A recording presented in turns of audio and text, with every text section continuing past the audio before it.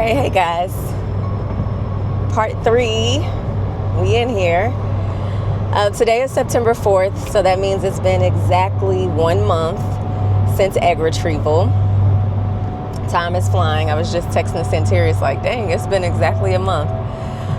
So the month has been great. It has been absolutely amazing. I've been recovering and we've gotten updates and news, and I'm actually headed out now back to the clinic. So I've not been there since egg retrieval. I'm headed there now while Centurious is working. But in the last update, egg retrieval happened. We had about 12 or 13 eggs that were retrieved. Yay. 9 that fertilized, and that's where we left off. Well, since then, the updates that we have received, which have been so exciting and which probably has helped this month zoom by. On day 5 after egg retrieval, 4 of the 9 fertilized embryos turned to blastocytes, and then on day 6, another 3 turned to blastocytes. So we had a total of 7 blastocytes. And then we did PGT testing. That only took about a week, which we were shocked that went so quickly. And we got the news that 5 of the 7 were chromosomally normal. A 6th was not absolutely normal. It was hit or miss. So they said if we were ever to transfer that one, we'd have to go through like a consult to discuss the different outcomes that could happen. And then only 1 was completely abnormal and unfit for transfer. So 5 were chromosomally normal. I still want to count on the 6th, hold on to it. I don't know if they are, but we were given the option to find out the gender, which was crazy because we kept saying it was really Centurious who was like, if they're doing genetic testing on it, they're probably going to know the gender. And so we were debating, wondering will we know the gender, will we not? Is that something you pay extra for? So when we got the update that, 5 were chromosomally normal, she said, let me know if you would like to know the genders. And we decided we wanted to know, the sun is sunning today. We decided we wanted to know the gender of the 5, but not which one would be transferred. So, hold on, let me get my sunglasses because, they're probably dirty. Okay, so we found out that of the 5, 3 are girls and 2 are boys, and we've just been so thrilled, so delighted. Again, we asked for them not to tell us what gender they'll be transferring. But since then, over the month, it has been interesting. Also, acne, it's cleared up now. It's gotten a lot better. But my face was breaking out like crazy, and it's, it is what it is. But I just did not expect that. So I've been going to acupuncture since. I'll actually have my 4th acupuncture session since the surgery later today. And Dr. Kim, my acupuncturist, just let me know that, I should expect to do acupuncture weekly while we are preparing for the frozen embryo transfer. And then also I should prepare to do acupuncture 1 to 2 days prior to the embryo transfer, and then 1 to 2 days after. So I've really only been going once a week over the past few months, but he just let me know transfer week, over that course of those 5 days, you're going to probably see a lot of me and a lot of professionals during that time. This has been such a good experience, validating. What I did not expect, though, that I did not say for anyone else who is going through IVF is, how I mentioned how much I hated those birth control pills. I didn't know that I was going to have to go back on them after egg retrieval. So once your cycle starts, at least at my clinic, they put you back on the birth control pills. She said it was because I was waiting for the genetic testing. So maybe if you don't get genetic testing, you won't be put on it. But I was put on back on birth control for 14 days. And it seems to me, based off of the 2 different protocols that I was sent, that would be a part of it regardless. However, I did research for endo. That type of suppression is good because that's essentially what the birth control pills are doing as well. So yeah, it's been good. All right, I am gonna keep getting up this road. The sun is, it's doing a lot. It's in and out. It's a beautiful day. But sorry if it looks crazy. So yeah, I'm headed in to see Roxanne and do the baseline ultrasound and blood work, and then I should have my next steps for when I start letrozole. So we'll see, and I'll update you. All right.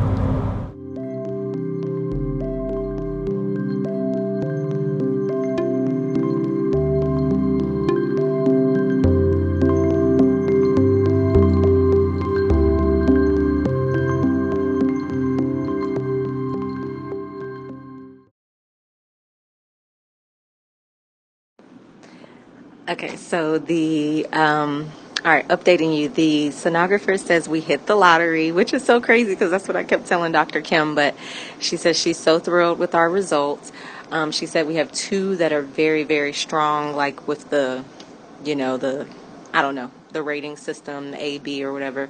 But she said one's a boy, one's a girl. She couldn't guess which one they would choose, but it would be one of those because of the 5, they're strong. She said they do keep that 6th one that doesn't have a high or low, or the science word that I don't know, but they keep the 6th one. But yeah, she said we have a boy and a girl that are the strongest, so the embryologist will pick one of those based off of more science. So it's not based off of like gender, it's based off of highest chance. And she said they have a 80%, as a clinic, an 80% success rate. For IVF, it's like 80 point something, and she said that in 2017 they were number 1 academically, ranked number 1, and that she said they kind of have stopped the ranking as a practice, like across the board, like across the nation, I guess. But the clinic here, she said, has a really high success rate. So yeah, she was like, I hope y'all are thrilled, like y'all are such good results. So yeah, we could have a boy or a girl. It's literally 50% chance now.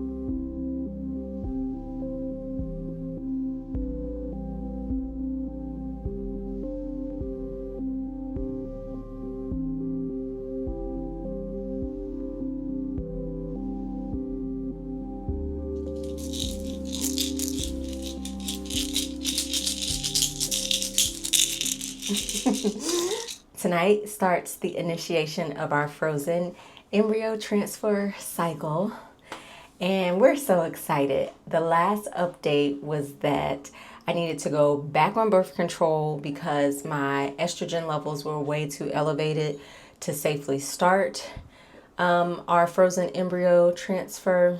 So I'm going to just refer to that as FET because that's a lot to say. And I looked at my blood work and it was at a level 140. And they asked me to come back in the next day to see if the levels dropped. And it only dropped to 132.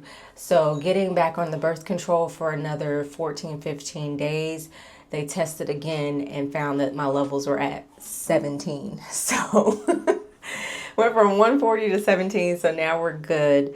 I'm not 100% sure what I'll be taking. The Femera letrozole, I'm not actually sure for sure what all it does, and normally I'm like really nerdy and sciencey about it, and I've been researching all these things just because I've been curious, but I'm kind of at this point just trying to trust my team and focus more on relaxing and just self-care and letting them do what they're doing because they know what they're doing. I really appreciate, while I hated having to delay our start by, another 2 weeks, I'd much rather do that so that we have a better chance. You know, I don't want to put my body in a state of distress, or just, you know, I want the environment to be optimal for the embryo. So the embryo's like, oh, this is nice. This is nice. Let me move in here for a few months. 9 months to be exact, 9 or 10. So so we're starting tonight, and my instructions are to take the Femira by mouth for the next 5 days.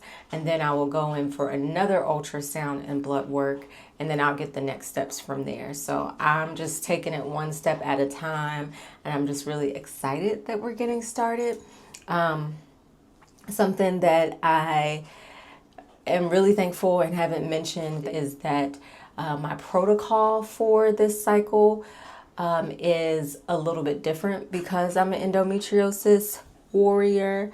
And I really appreciate them stepping in, the new doctor that I got stepping in and saying, hey, we're going to do something a little bit different because studies show that this will be better, you know, a better approach, and get me at the level of chances that regular patients without endo have.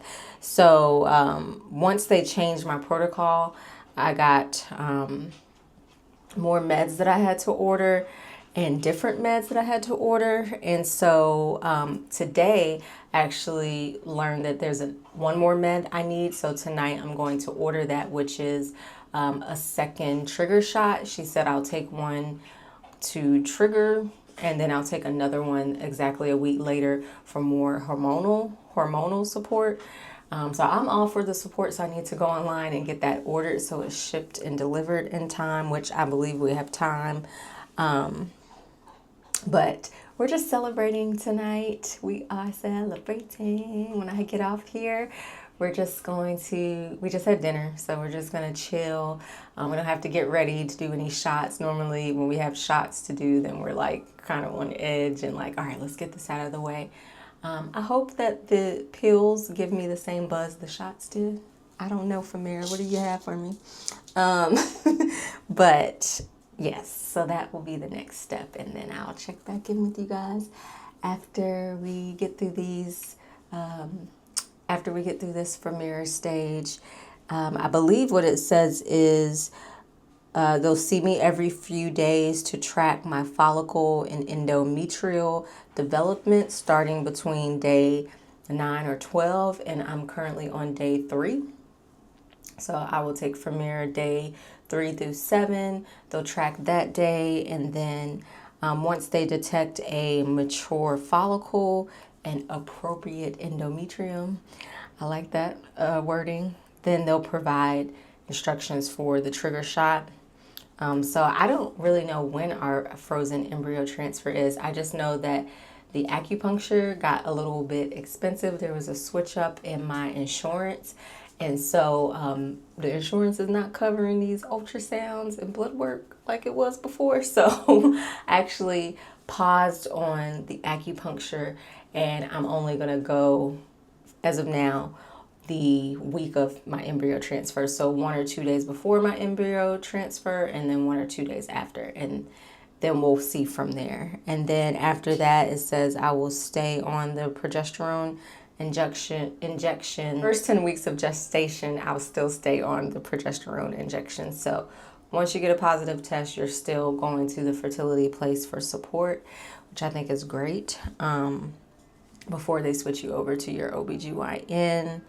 So yeah, those are the instructions I have now. I will be assigned my transfer day according. That's a positive sign. It's an ice cream truck, which I have not heard. I don't know if y'all can hear that. An ice cream truck. I have not heard one. It's happy birthday. Happy birthday to you. Okay. I'm having all the feels today. Okay. That's it. I'm gonna go get ready to order my overdrill shot, my second one, and we're gonna chill and call it a night. That's sleepy. It's getting thicker already. Can you see it? No, it just looks like No. You've got the 30 years experience. Almost 40. Almost 40, see? Yeah, so it's this white line right here. This is where we put the embryo. Really?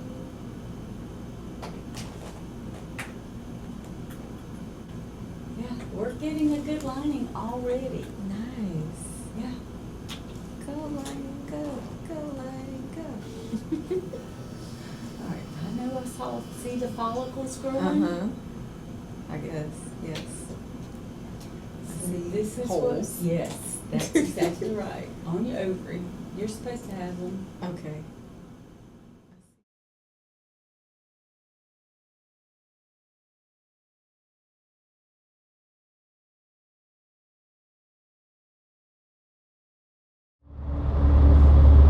Good morning.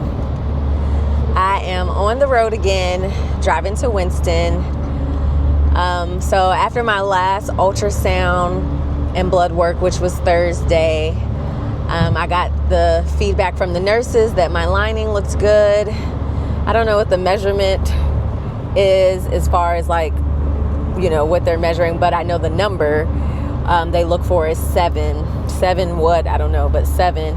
And she said I was at a 6.9. She said there was a triple layer, so my endometrial lining looked good according to the nurses to proceed, as she told me, the next day with a trigger shot.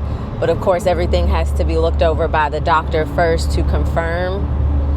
And so by the time I got home, I got a message from them saying that the doctor would actually like to give my lining a chance to get a little bit thicker, and to take 3 nights of ganirelix injections, which I totally forgot about. And I had.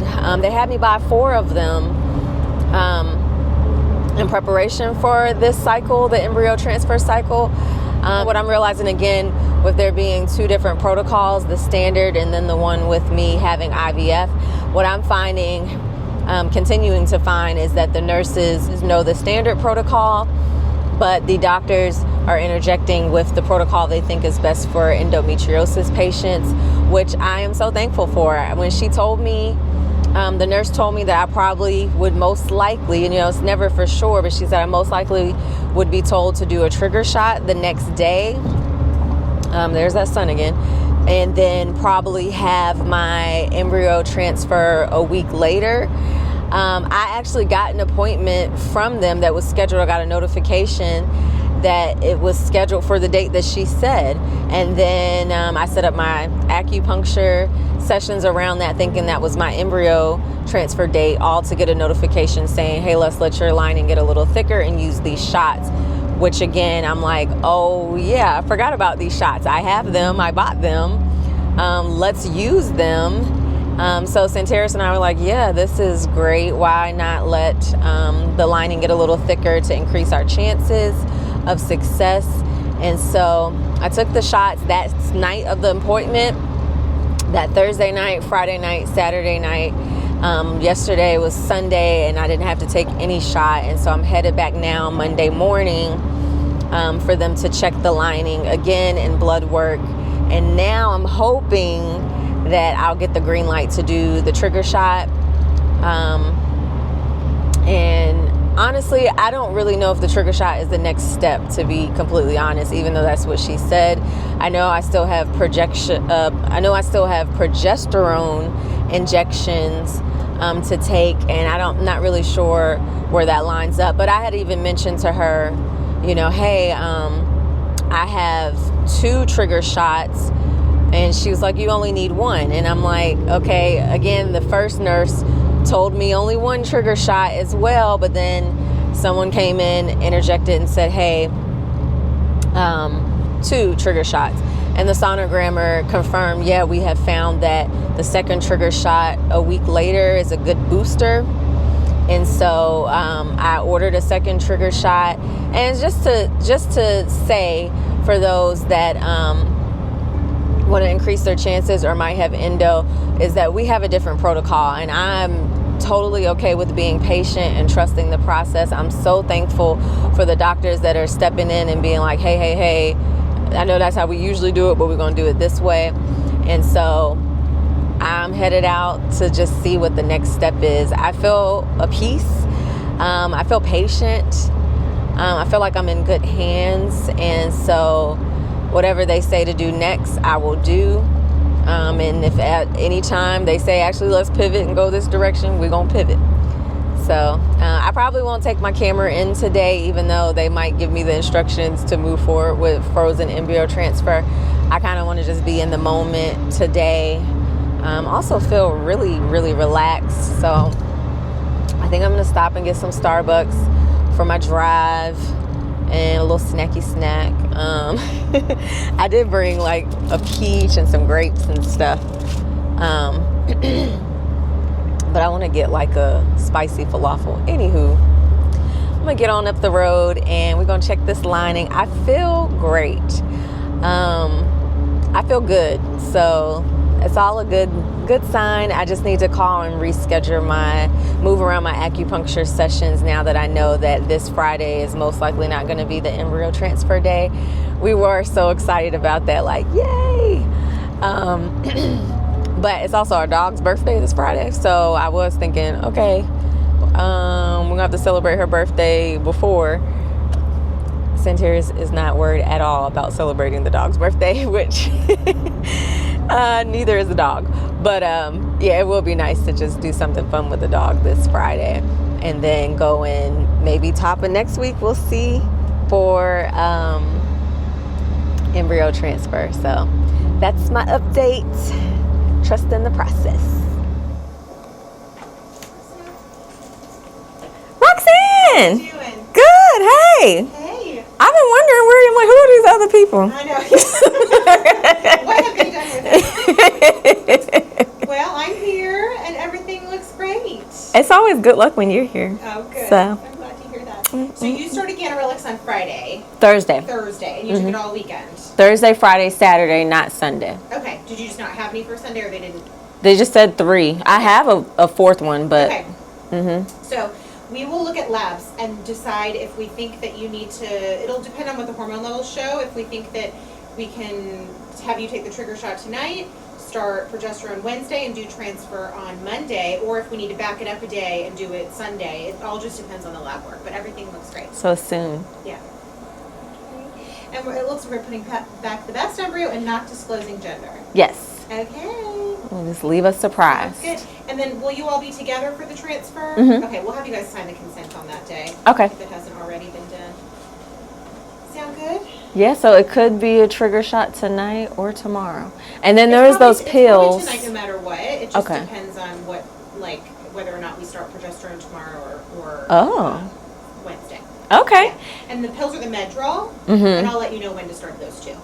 Okay, so And excited. remind me, your trigger shot is the one in the fridge, yes? Or did you get the mix? I have 2 in the fridge. 2 in the fridge. Okay, good. All right, sounds good. Yay. All right. Okay, We'll see you thank next you. week. Take care. Yeah, I mean that's the whole thing. So it's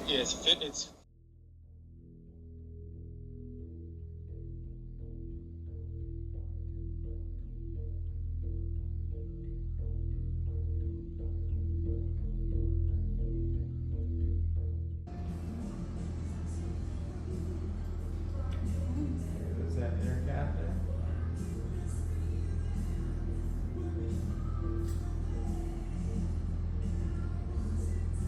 Okay, that's about where you said. See a flash here? You guys see that? Okay, so then I'm going to pull my catheter back, and you see that bright spot is still there. Air bubbles. And then Dr. Weininger is going to check that catheter like we talked about. Okay. If he says all clear, then we know we're done. If the embryo did stick in the catheter, we just do it again. Okay. Thank you. Yeah, that's perfect. That's right. Exactly where Anne told us to go.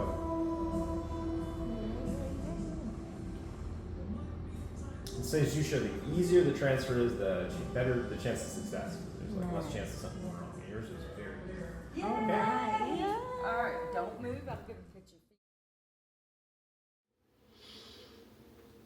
So it is officially 2 more days until our blood pregnancy test. And I would be lying if I didn't say I've been like a little anxious, especially these last 2 days. Crying spells, which I'm like, I don't know if that's a symptom or not. I don't really have any other symptoms other than just kind of getting a little anxious and worried about, did it implant or not, which is normal. I keep reminding myself. Thankfully, it's not a full 2-week wait. It is an 8-day wait. So the frozen embryo transfer was last Sunday, and it just went so well, so quick, so easy. Because it was a Sunday, the clinic was technically closed. So when we got there, the parking lot was empty and we were kind of worried. The building was locked. We're like, how are you? Like, what is going on? Today's the day. And so we walked around the side of the building, and then we heard someone yelling for us from the front of the building. So Pam, the sonogrammer, was keeping an eye out for our car to arrive, and then she took us up. I changed. She checked my bladder, which, they say have a full bladder for your embryo transfer. It's just, it increases your chances as well as it gives them a better view of everything. And my bladder was too full, she saw in the ultrasound, so I had to relieve my bladder a little bit for 3 seconds. That was an experience. Anywho, Jane, stop. And then, and then they transferred the embryo, and it was easy peasy, smooth. Afterwards we went out for brunch down the street at, what was the place called? Rooster's Fire Chicken, I think it was. I think so. We had brunch, and she said the old wives' tale is to eat McDonald's fries after embryo transfer. So we actually went to McDonald's first, but they weren't serving fries yet because it was a morning transfer. Only hash browns. So after brunch, being greedy, we went to McDonald's. And then on the drive home, which is about an hour drive, we shared a large fry and some lemonade that tasted amazing. But yeah, so we got the fries, and then they were so good we had to do it again the next night. We're like, let's double down on this old wives' tale. But I had never heard that, but we're all down for French fries. So and then the week has just been going. We both have had work. I have, things with my business, and I'm also in grad school, which is really not that demanding of a semester, surprisingly, this semester, but it gives me enough to juggle to keep my mind somewhat preoccupied. But I'm still self-employed, so there still has been time where I'm like, is it working? Is it not? Is that a sign? Is this not a sign? We've been doing the progesterone and oil shots every morning. We also had a booster shot to take the day after the transfer, which was a HCG trigger shot a week after the first trigger shot. And then, so the progesterone and oil, we've been I've set an alarm at 7. His is for 6:15, but mine is for 7. And I come downstairs, I get a bag of frozen something and put it on whichever side we're going to shoot that morning inject. And I just lay it on there for a while I do my morning journaling that I usually do. I've been doing for years. And then once he, gets himself together right before he heads out the door for work, he gives me my injection, and then I head on a walk with the dog. That's been the pattern, and these injections will continue if pregnant up until 10 weeks. So yeah, I've had a little bit of soreness and bruising since we've been doing them every day for 2 weeks now. But yeah, I'll take it. Honestly, I have not felt any signs other than the crying spells, which I don't know if that's just anxiety. And I am taking the progesterone shots, so you never know. And yeah, other than that, I can't say that I've had a ton of symptoms which was causing the anxiety. But, I'm just reminding myself, one, that no symptoms is not a sign that you're not pregnant. And symptoms is not a sign that you're pregnant. Obviously, you want to be.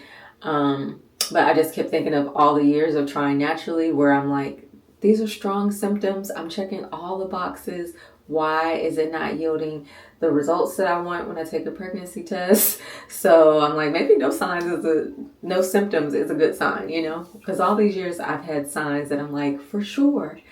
Oh, another thing, I actually decided not to do acupuncture for the frozen embryo transfer part of our treatment. And this was a decision where I'm at right now is I'm just trusting my gut. And, with healthcare, I've had such a journey and my health team has been great. And acupuncture has been a great addition to the treatment I've been getting from the clinic. But transparent moment. Thank you, Dr. Kim. He's been great. However, he kept emphasizing continuing to have weekly acupuncture up until the time of the embryo transfer. And then at that point, 2 treatments. And honestly, when I started the IVF cycle, he was closed for 2 weeks. And he said, as long as you take your Chinese herbs, it doesn't matter. And you can just resume with acupuncture. And so we missed the entire stimulation cycle with acupuncture. And things have changed in my insurance. My insurance has changed. And so insurance is not covering the ultrasounds anymore. And because they gave me a 2-week delay to kind of get my estrogen and my hormones more balanced after the stimulation shots, that meant more weeks it meant a delay until the embryo transfer, which meant more acupuncture treatments and more ultrasounds. And so I just made the comment, I'm going to be completely transparent, that we would probably forgo the weekly acupuncture sessions similarly to as we did during the IVF cycle because he was closed. We would do a similar thing where we would forgo the weekly but come the week of the actual treatment. That's what we did before. He was closed, so I only could go for acupuncture after egg retrieval. I could not go before to increase, whatever they say it could help increase. When I said that, I'm big on energy. And I felt a dip in his energy and a pullback in his energy, to be completely honest. And I told Santarius about this. I also have been going long enough to know he did not put all the same needles in that he normally does. And I don't know why. I'm not going to figure that out. Because in that moment, I was like, I know where he puts needles every week because I've been going for so many months.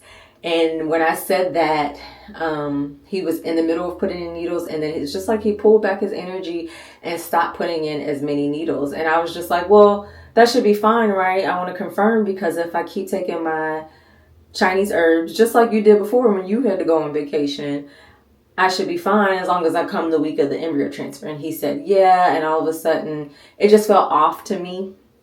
So I've been in this season of trusting my gut when it comes to healthcare professionals. And I ultimately just decided, especially with the clinic telling me, by the way, there's going to be a booster shot. Sage, hold on 1 second. I don't know what's going on here. No, I'm good. You just need to calm down. Calm down. But especially because there was going to, not even if there wasn't going to be a booster shot, to be honest, I'm not even going to pretend and say the booster shot is the reason why I stopped acupuncture. That was just another reassurance, because they typically say do acupuncture 1 or 2 days before the transfer and 1 or 2 days after. And my transfer day was on a Sunday. He's not open on Fridays. So my acupuncture should have been Friday or Saturday for a Sunday transfer. He wasn't open then. So I was like, so that's putting me at doing a Thursday treatment. Do I really need that? And then I could have done one the Monday after, but I'm like, this is once again me kind of doing treatments in hopes that it helps, despite my clinic already having, they're the one checking when it is optimal. They scheduled me on a Sunday when they are closed because they saw, you know, that I was going to have a surge and that was the best time. They're willing to come in on a Sunday morning when they're closed because it's optimal. And so you're not. As well as you're acting a little different when I say that I'm not, you know, going to be able to do weekly treatments until I confirm my embryo transfer date. So ultimately, we just decided acupuncture was great in assisting preparing my body for IVF. It was great in healing my body after the egg retrieval. I'm thankful. I'm very appreciative. I won't say that I'll never go back because it can help with first trimester symptoms. So if that for some reason at any time I need to go back or feel like I need to go back, I will. But where I'm at in my journey and everything I've been through on my fertility journey, it is to listen to myself and trust my gut. And so acupuncture, as far as I know, helps with circulation. And so I've just been making sure I'm consistent at my daily walks. He also mentioned, I said in a previous vlog,